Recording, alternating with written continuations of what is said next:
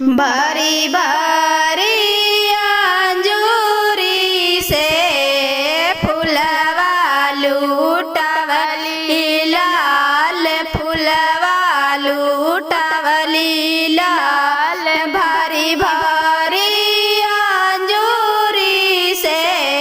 फुलवा लूटवली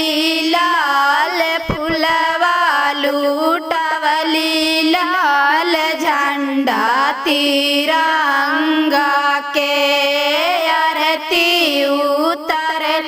लाल झंडा तिरंगा के आरती उतर लीला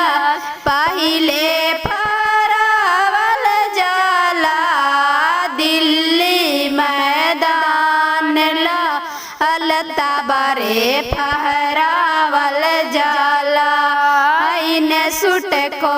चीन में तवरे फहरावल जाला आइन सुट को चीन में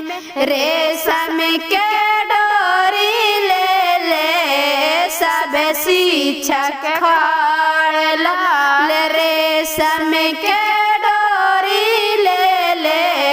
सब शिक्षक खाड़ लाल शिक्षक रे कटर शिक्षक शिक्षक सहायक शिक्षक भारी भारी अंजूरी से फुलवा लूटवली लाल भारी भारी अंजूरी से फुलवा लूटवली लाल झंडा तिरंगा